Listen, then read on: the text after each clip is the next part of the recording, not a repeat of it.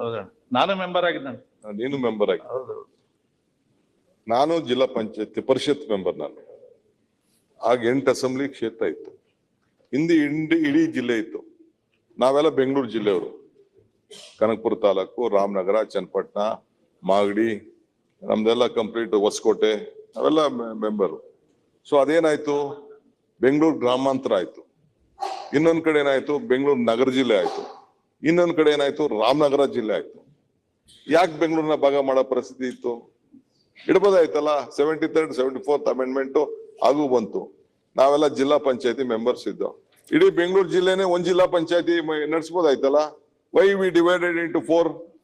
ಬೆಂಗಳೂರು ನಗರ ಜಿಲ್ಲೆನೂ ಇದೆ, ಇದು ಗ್ರಾಮಾಂತರನೂ ಇದೆ, ರಾಮನಗರನು ಇದೆ. ಅದೇಂಗಾಯ್ತು ನಾವು? Because of the administration. It is only government. Bengaluru ಸುತ್ತಲೂ ಈ ಜಿಲ್ಲಾ ಪಂಚಾಯತ್ ಡಿವೈಡ್ ಮಾಡಿರೋ ಸರ್. ಯಾಕಂದ್ರೆ ಬೆಂಗಳೂರು ಕಾರ್ಪೊರೇಷನ್ ಸುತ್ತಲೂ ಇರೋದ್ರಿಂದ ಆಲ್ ಅರೌಂಡ್ ಜಿಲ್ಲಾ ಪಂಚಾಯತಿ ಮಾಡಿದ್ರೆ ಓಡಾಡೋದಕ್ಕೆ ಬೇರೆ ಬೇರೆ ಕಾರಣದಿಂದ ಡಿವೈಡ್ ಮಾಡಿದ್ವಿ.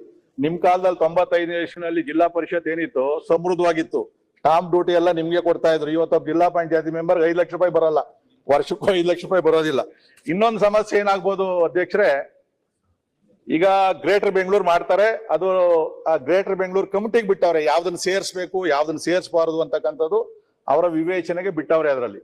ಈಗ ಅದರಲ್ಲಿ ಏನು ಅಂತಂದ್ರೆ, ಇಲ್ಲಿನ ಬೆಂಗಳೂರಿನ ಎಲ್ಲಾ ಮಂತ್ರಿಗಳು, ಉಸ್ತುವಾರಿ ಸಚಿವರು, ಅಧಿಕಾರಿಗಳು ಮತ್ತು ಎಲ್ಲಾ 28 ಜನ MLCಗಳು ಯಾರು ಅಂತ ಹೇಳಿದ್ರೆ, ಇಲ್ಲಿ ಯಾರು ಗ್ರಾಜುಯೇಟು, ಟೀಚರ್ಸು ಮತ್ತೆ ಸ್ಥಳೀಯ ಸಂಸ್ಥೆಗಳಿಂದ ಗೆದ್ದಿರ್ತಾರಲ್ಲ ಅವ್ರನ್ನ ನಾಮಿನೇಟೆಡ್ ಇಲ್ಲ,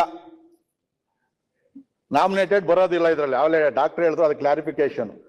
ಈಗ ಭಾರತ ಸರ್ಕಾರ ಮತ್ತೆ ಡಿಲಿಮಿಟೇಷನ್ ಈಗ ಮಾಡ್ತಾರೆ, ಶುರುವಾಗ್ತದೆ.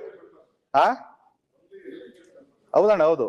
ಅಲ್ಲ, ಈಗ ಭಾರತ ಸರ್ಕಾರ ಡಿಲಿಮಿಟೇಷನ್ ಮಾಡಬೇಕು ಅಂತೇಳಿ ಬಹಳ ದೊಡ್ಡ ಚರ್ಚೆ ನಡೀತಾ ಇದೆ. ಈಗ ನೀವು ಗ್ರೇಟರ್ ಬೆಂಗಳೂರು ಮಾಡ್ಬಿಡ್ತೀರಿ. ಈಗ ಅದರಲ್ಲೇನು ಅಂತಂದ್ರೆ, ಒಂದು MLA ಕ್ಷೇತ್ರವನ್ನ ಇನ್ನೊಂದು ಕಾರ್ಪೊರೇಷನ್ಗೂ ಸೇರಿಸಬಾರದು ಅನ್ನೋದು ನಮ್ಮ ಇರ್ತಕ್ಕಂಥದ್ದು. ನಾಳೆ 40 MLA ಆಗ್ತದೆ, ಒಂದು 5-6 ಲೋಕಸಭಾ ಆಗ್ತವೆ, ಡೆಫಿನೆಟ್ ಆಗಿ ಆಗ್ತವೆ, ಜಾಸ್ತಿ ಆಗ್ತದೆ. ನೀವು ಗ್ರೇಟರ್ ಬೆಂಗಳೂರು